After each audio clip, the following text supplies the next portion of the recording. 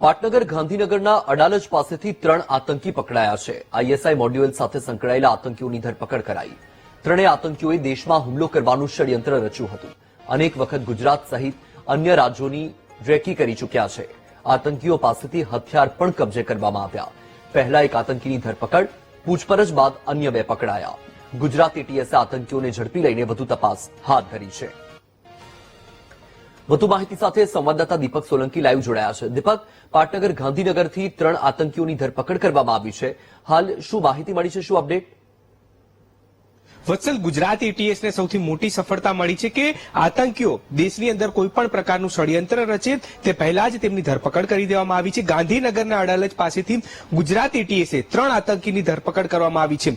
તેમના દ્વારા અત્યારે હાલ જે માહિતી મળી રહી છે તે પ્રમાણે આઈએસઆઈ મોડ્યુલ સાથે આ ત્રણેય આતંકીઓ જે છે તે સંકળાયેલા હતા અને દેશના અનેક રાજ્યોની અંદર તેમના દ્વારા રેકી કરવામાં આવી। ગુજરાતની અંદર પણ કેટલાક સ્થળો પર તેમના દ્વારા હુમલાનું ષડયંત્ર રચવામાં આવવાનું હતું, પરંતુ જે માહિતી મળી હતી આ ત્રણેય આતંકીઓ પર ગુજરાત એટીએસ વોચ રાખી રહી હતી અને ત્યારે જ ત્રણેયને અડાલજ પાસેથી પકડી લેવામાં આવ્યા છે। માનવામાં આવી રહ્યું છે કે આ ત્રણેય આતંકીઓ જે છે તે હથિયાર આપવા આવવાના હતા અને તેઓ જે સ્થળ પર આવવાના હતા અનેક સ્થળોની રેકી કરવામાં આવી। અન્ય સાથી જે આતંકીઓ આવવાના હતા તેમના દ્વારા જે તેમને ટાસ્ક મળ્યો હતો કે હથિયારો આપવાના છે તે હથિયારો પણ આપવાના હતા।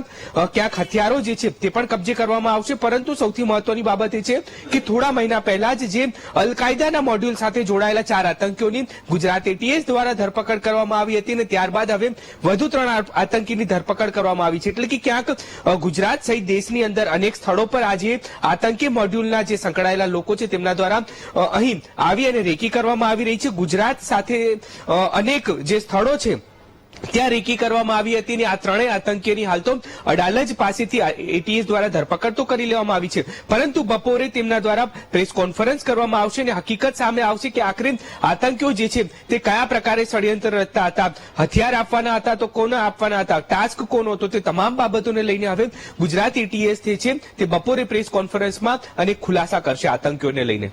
બિલકુલ દીપક, એ તો પ્રેસ કોન્ફરન્સના બાદ જ ખબર પડશે કે હજુ વિસ્તારપૂર્વકની વિગતો શું છે। પણ દીપક, એક વાત એ પણ છે કે વાત આતંકી પ્રવૃત્તિની થઈ રહી છે, વાત ષડયંત્રની થઈ રહી છે અને વાત સુરક્ષાની થઈ રહી છે। અને જ્યારે આ 3 આતંકીઓ ઝડપાયા છે એટલે કે એ વાત તો સ્પષ્ટ છે કે આતંકીઓ સાથે અન્ય લોકો પણ સંડોવાયેલા છે કે સંકળાયેલા છે। તો એ દિશામાં શું કાર્યવાહી, કોઈ વિગત સામે આવી?